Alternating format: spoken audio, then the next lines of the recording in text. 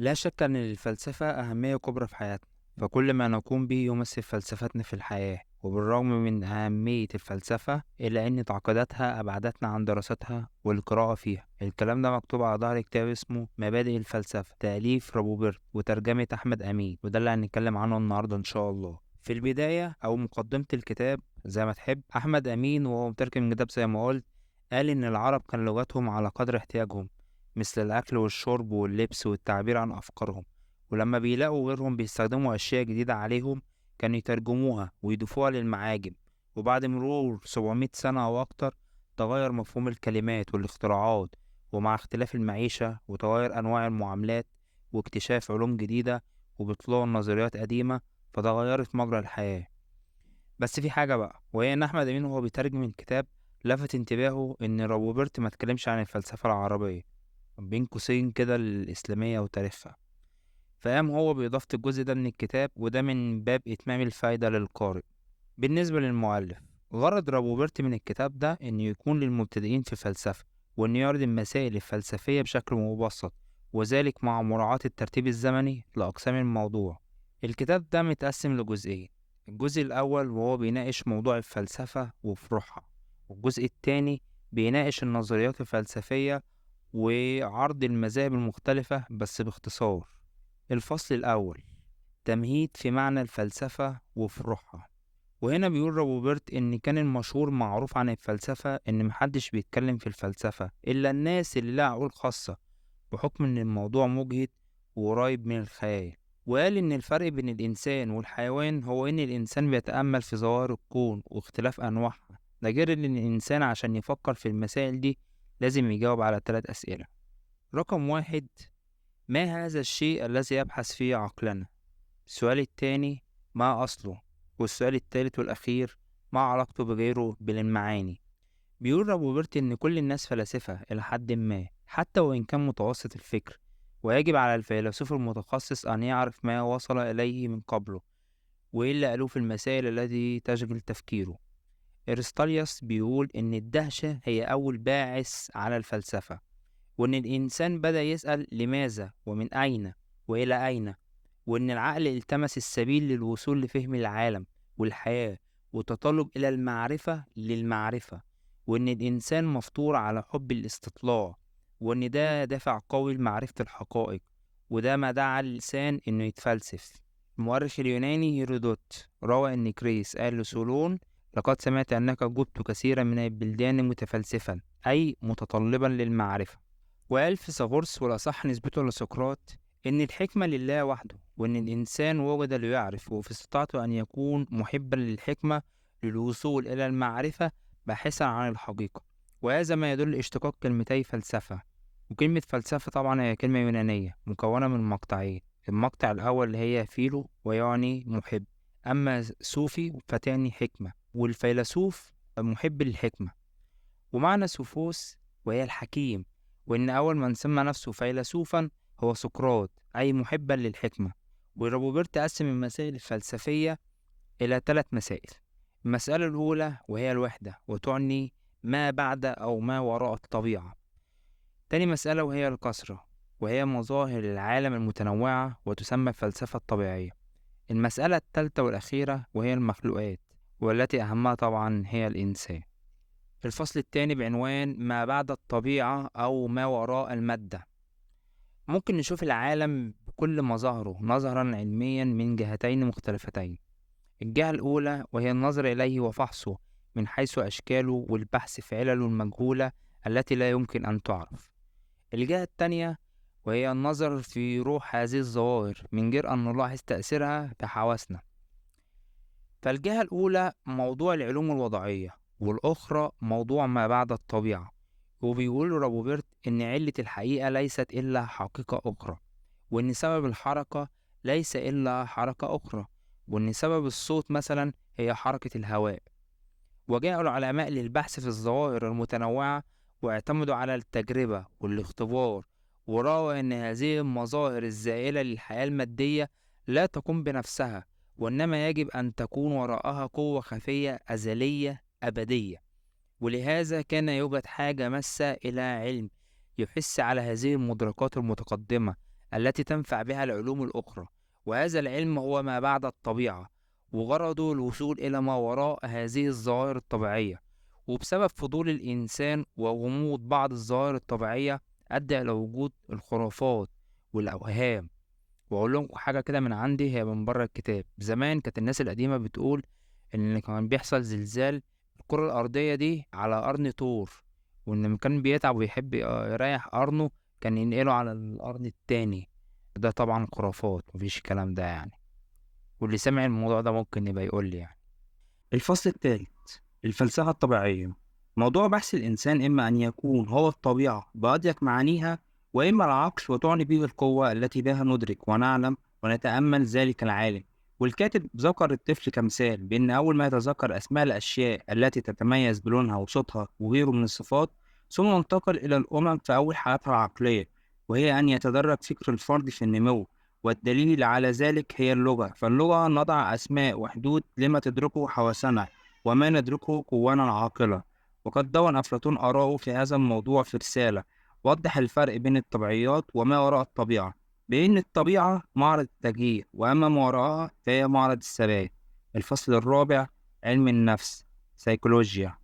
بيقول الكاتب إن كان مما لفت نظر الإنسان وأيقظ رأيه ومرن فكره إن العالم اللي تنوعت أشكاله وتغيرت ظواهره قد كانت أول باعث على أن يفكر فيه هي رغبته وإخضاعه لأول مرة. ولذلك بدأ الإنسان بالفلسفة الطبيعية والنظر في العالم المادي، وما هو أهم للإنسان من النظر في نفسه. بيقول روبرت إن سقراط استنزل الفلسفة من السماء إلى الأرض، أي إلى الإنسان، ويعني بذلك إن هذا الفيلسوف هو أول من بدأ بالتفكير في الإنسان وما يتعلق به. وجاءت كلمة سيكولوجيا من كلمة سيكي، ما هي مكتوبة كده في الكتاب، وتعني النفس، وكلمة لوجوس وتعني علم، أي علم النفس. وعلم النفس ينظر في الأعمال اللي بنعملها والطرق اللي بنتبعها للوصول إلى ذلك الشعور، أو يبحث في حقيقة القوة التي تفعل ذلك، أي قوة المعرفة وقوة الشعور وحدود الفكر ومقدار الثقة بصحة التفكر ووظائف العقل المختلفة التي بها ندرك ونحكم ونتخيل. فعلم النفس إذن يبحث في عمل العقل. بيقول الأستاذ سيلي في كتابه العقل البشري إن أهم ما يقصده هذا العلم أن يشرح ظواهر الشعور الراقي في الإنسان، وهذا الشرح العلمي يقتضي ترتيب وتبويب للعوامل المختلفة في الحياة العقلية. فليس الغرض من هذا العلم أن يصف الظواهر العقلية فقط قبل أن يتبع أصلها وتاريخها. الفصل الخامس: علم المنطق. وكلنا بيجي في دماغنا طبعا المشهد المشهور، وهو إن حد يضرب حد على دماغه فهو ما يحطش منطق. بس روبرت بيقول إن إذا شرحت نظرية أو قلت رأي معين فإحنا بنسمعه وبنفهمه، ولكن لا ينطبع في عقولنا حتى يبرهن عليه. فإذا حللنا وتبينت لنا صحته انطبعت في عقولنا نتائج نشك في صحتها. فالمنطق إذن هو العلم الصحيح للبحث في القوانين والشروط الضرورية للوصول إلى حكم صحيح يقبله كل مفكر عادي. يعني مش أي حد يقول لنا أي حاجة كده وخلاص. الكاتب بيقول إذا امتحنا التفكير ومش عارف الصراحة نمتحنه إزاي، المهم هنلاقيه بيتركب من 3 أعمال، وهي: رقم 1 الإحساس بالشيء أو المعنى، رقم 2 تأثر العقل بهذا الشيء أو المعنى، رقم 3 هي إدراكه. وده هو الفهم في أبسط أحواله. وبعد كده هتؤلف فكرتين، وهي إما أن نثبت الفكرة أو ننفيها، وبذلك يتكون الحكم على الأشياء. بيقول روبرت عندما تستخلص حقيقة من حقيقة أخرى يسمى ذلك استنتاج. وعشان يكون الاستنتاج ده صحيح يجب أن نسير على قوانين تعصمنا من الخطأ. وذكر في الكتاب أن يوجد 3 قوانين. القانون الأول وهو قانون الذاتية، وهو أن كل شيء هو نفسه، هو يعني. تاني قانون وهو التناقض، وهو أن لا شيء يمكن أن يكون هو وعكسه في نفس الوقت. تالت قانون وهو الأخير وهو قانون الامتناع، وهو أن يكون الشيء أو غيره، مفيش حاجة وسط. ولو أهملنا هذه القوانين هنقع في الغلط، وهو ما يسمى بالمغالطات. روبرت بيقول إن يوجد طرق للوصول إلى نتيجة صحيحة، وعندنا طريقتين. الطريقة الأولى وهي طريقة الاستقراء، وهي فحص أمثلة ومعلومات ثم محاولة الوصول منها إلى قاعدة عامة، وهو ما يسمى بالتحليل. الطريقة التانية وهي الاستنتاج، وهي عكس الطريقة الأولى، بمعنى إننا بنذكر القضايا العامة ونحطها جنب بعض ونستنتج منها، وتسمى هذه الطريقة بالتركيب. الفصل السادس بعنوان علم الجمال. روبرت بيقول إن علم الجمال هو فرع من فروع علم النفس، يبحث في الشعور عن الشيء الجميل والذي يستحق الإعجاب. وبيقول في حواسنا وخصوصا السمع والبصر بنشعر باللذة إذا سمعنا بعض الأوصاف أو شفنا بعض المناظر، وإن الشيء الجميل ترتاح له النفس وينشرح له الصدر. أما الشيء القبيح فبيخلينا نشعر بألم ونفور. وزي ما قال نيتشه: كل ما كان الشيء قبيحا يضعف الإنسان ويقبض صدره، إذ يذكره بالانحطاط والحذر والوهن. إذا ففرع الفلسفة أو علم النفس الذي يبحث في العواطف هو علم الجمال، والغرض الفلسفي من علم الجمال أن يبحث وينقب ذلك. وروبرت شايف أن الفيلسوف والإنسان العادي يشتركان في الشعور، ولكن الإنسان العادي لا يستطيع أن يوضح شعوره بقبول أو فعل كما يستطيع الفيلسوف والفنان. فالإنسان العادي يشعر فقط، والفيلسوف يشعر ويتأمل ويفكر. الفصل السابع بعنوان علم الأخلاق. روبرت بيقول: لو علم النفس يبحث في الإنسان كما هو وفي أفكاره وأعماله، فعلم الأخلاق يبحث فيما ينبغي أن يكون عليه الإنسان وماذا ينبغي أن يعمل وبأي شكل يشكل حياته. والكاتب شايف أن الإنسان مخلوق حر له السلطان التام على أعماله، ففي استطاعته أن يوجه إرادته وأعماله إلى أي جهة أراد، ويعامل بني جنسه كما شاء بنفعهم أو بضرهم. وفي حق نفسه يستطيع أن يكون نشيط أو كسول، عاملا أو عاطلا. وعلم الأخلاق يبحث في المقصد والغرض الذي ينبغي أن يكون والذي يحاول الإنسان أن يناله بأعماله. فعلم الأخلاق يبحث في أعمال الإنسان الاختيارية ومصدرها في الحكم الأخلاقي والعواطف ومظاهرها في الحياة. وبيقول الكاتب إن في الإنسان صوت باطن يوحي إليه ما ينبغي أن يفعل ويميز به الحق والباطل والنافع والضار، ويسمى هذا الصوت بالوجدان. والشعور ده ناشئ إما من غريزة في الإنسان وإما من المعتقدات الدينية. وعشان كده علم الأخلاق يمتاز عن الفلسفة النظرية بأن بحثها مقصور على ما كان وما هو كائن وما سيكون. أما علم الأخلاق فيزيد على ذلك إنه فلسفة عملية يجتهد في تقرير ما ينبغي أن يكون، فهو علم سلوك الإنسان وعاداته. الأستاذ بولسن في كتابه بعنوان نظام علم الأخلاق بيقول إن المقصد الأخير الذي دفع الناس إلى التأمل في طبيعة العالم سيظل دائما هو الرغبة للوصول إلى نتائج ترتبط بمعنى حياتنا ومنبعها والغرض منها. فأصل الفلسفة كلها والغرض منها يجب أن يتطلب إذن من علم الأخلاق. بيقول الكاتب إن سقراط وجه فكر اليونان إلى البحث في الإنسان، وكانت الفلسفة قبله منصرفة إلى العالم المادي. ومع أن سقراط عمل ده، فكانت الأفكار الأخلاقية منشورة في أقوال الشعراء على شكل حكم وأمثال. الفصل الثامن بعنوان علم الاجتماع سوسيولوجيا. روبرت بيقول إن ليس خيرا للإنسان أن يعيش وحده، وإن ولا نعيم الجنة نفسه يلطف وحشة الوحدة، بل ومعيشة الإنسان وحده ضد طبيعته، وإن الإنسان محتاج لبني جنسه لسد حاجته الطبيعية ومعاونته على ضروريات الحياة، وعشان كده اجتمع معهم وتعارف بهم. وإن الإنسان على مر العصور بيتجنب الوحدة ويألف الاجتماع، فتلاقي إن الإنسان بيعيش في أسر وفي عشيرة وبيلة ويشترك مع غيره في أنواع مختلفة من العمل.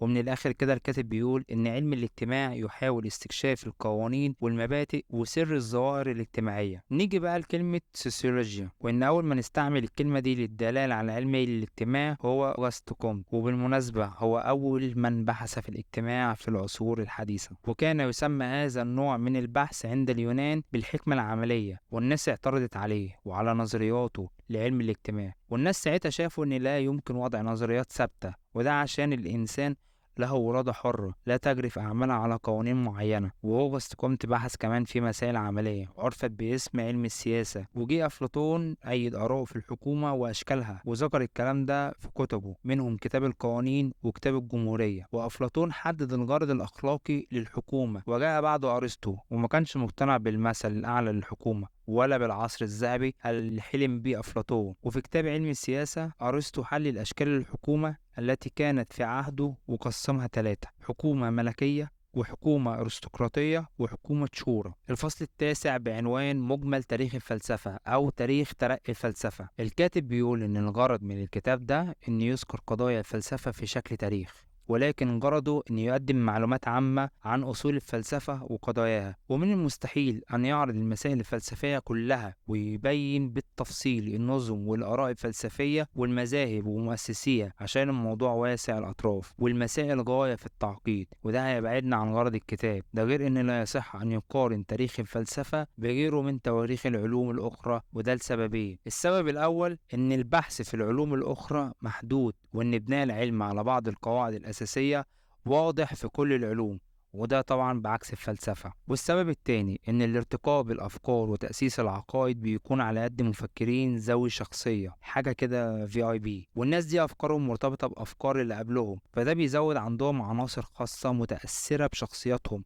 والكلام ده في الفلسفة اهم منه في العلوم الوضعية الاخرى، لأن من البديهي إن أخلاق الشخص وتجاربه وأعماله وتربيته بيكون له تأثير كبير في القضايا المعنوية المجردة وفي أفكاره نحو العالم، وده بيخلي تفكيره ذو طابع خاص. نستنتج من ده كله إن تاريخ الفلسفة ليس إلا جمعا متسلسلا لكل الآراء الأساسية التي وضعها هؤلاء الأفراد، زي ما قلنا قبل كده، زي أرسطو وأفلاطون وغيرهم. ولا يجب اقتصار تاريخ الفلسفة على شرح نظام الفلسفة وجمع أجزائها ببعضها، ولكن يجب أن يشمل شرح نمو وتطور الفلسفة بشكل تدريجي، وده بيوضح أن تفكير الإنسان بيختلف وبيتطور من أيام الإنسان البدائي لغاية الإنسان المعاصر اللي هو احنا يعني، وأن كل شوية في موضوعات جديدة وقضايا جديدة وتجارب جديدة.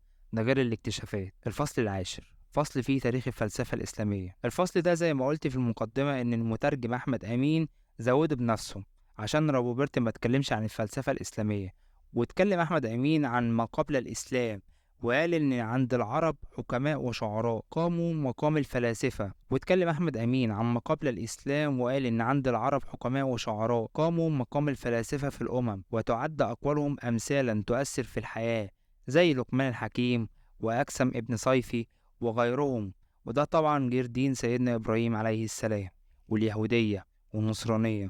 وقال إن فشت اليهودية في حمير وبني كنانة، وفشت النصرانية في ربيعة وغسان، وكان لهم الأثر فيما نقلوه عن الفرس والروم والهند من القصص المشتملة على المواعظ والحكم، وأن التجارة كانت وسيلة النقل، وكان العرب كثيرون التردد إلى بلاد هؤلاء للتجارة. واتكلم أحمد أمين بعد ما جاء الإسلام فكانت الحياة وسياسة الحكومة والتشريع كله من الدين، والسبب في ده إن المسلمين رأوا ما صارت إليه دولة الإسلام من العزة وكثرة الفتوحات، وكانوا يعلموا أن لا سبب في ذلك إلا الدين، وأن القرآن ملك عليهم نفوسهم من نواحي كتيرة في البلاغة وحسن القصص والمواعظ، وكل ده خلاهم يهتموا بالدين أكتر من أي حاجة تانية. واتكلم أحمد أمين إن عندما جاءت الدولة العباسية اهتموا بالترجمة وخصوصا علوم اليونان على اختلاف أنواعها من طب وهندسة وفلسفة وأخلاق وغيرهم من العلوم، فترجموا العلوم إلى اللغة العربية. وفي القرن الثاني والثالث للهجرة ترجموا كتب أفلاطون وأرسطو وإقليدس وبطليموس وغيرهم. وإن كتير من المسلمين خصصوا حياتهم لدراسة الفلسفة وفهمها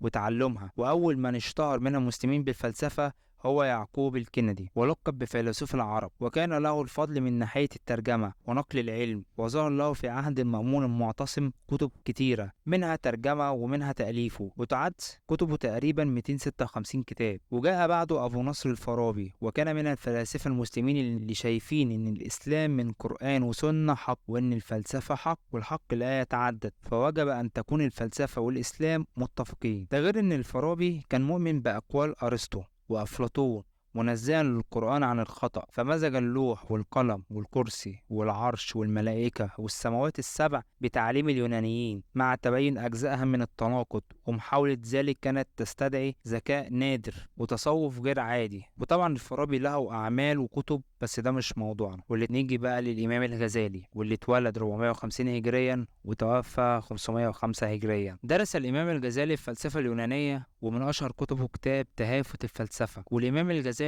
كفر الفلاسفة لبعض تعليمهم، وأظهر منافاة الفلسفة لتعليم الدين، ودعا الناس إلى الرجوع لدينهم الصحيح الخالي من الفلسفة، ورغب في التصوف، وكان بليغا في قوله مخلصا في حديثه سهل العبارة قوي الحجة، وأثر في المسلمين تأثير كبير، وحول الناس عن الاشتغال بالفلسفة ورجعهم للكتاب والسنة. وصور على طريقة الغزالي كثيرون من بعده. واللي فات ده كان مجمل حال الفلسفة في الشرق أما في الغرب والمقصود بيه بلاد الأندلس وشمال أفريقيا. ومن أشهر فلاسفة الأندلس هو ابن رشد اللي اتولد في 250 هجريا وتوفى 595 هجريا. ابن رشد دافع عن الفلسفة وألف كتاب تهافت التهافت، وده كان رد على الإمام الغزالي في طعنه عن الفلسفة، وقال إن الفلسفة لا تناقض الدين. وألف كتاب صغير باسم فصل المقال فيما بين الشريعة والحكمة من الاتصال. أنا مش عارف لو كان الكتاب كبير كان سماه إيه، ما علينا. المهم دلوقتي ما بين مؤيد ومعارض، يعني سواء تتفق مع الإمام الغزالي أو ابن رشد تبقى عارف أنت بتتفق على إيه وبتختلف على إيه. وبكده يبقى خلصنا الجزء الأول من الكتاب. بالنسبة للجزء التاني من الكتاب فهو بيناقش مسائل ما بعد الطبيعة، واتكلم عن المادة والروح ومسائل علم الأخلاق، واتكلم عن أصل شعورنا الأخلاقي وده اللي بيشكل سلوكنا بشكل خاص، والمقاصد أو الأغراض أو النتيجة الأخيرة اللي بنحاول أن نصل إليها بأعمالنا الأخلاقية، والمقياس الذي به نقيس أعمالنا فنحكم عليها بأنها خير أو شر. وأخيرا نظرية المعرفة وتتلخص في 3 أسئلة وهم: ما المعرفة؟ وبما أحصل المعرفة؟ وهل يمكن تحصيل المعرفة؟ والإجابة تتلخص في كلمة واحدة وهي عن طريق التجربة. وبكده نكون خلصنا الكتاب. لو استفدت حاجة عرفني، ولو ما استفدتش برضه عرفني. ما تنساش الشير واللايك والاشتراك في القناة، والسلام عليكم ورحمة الله وبركاته.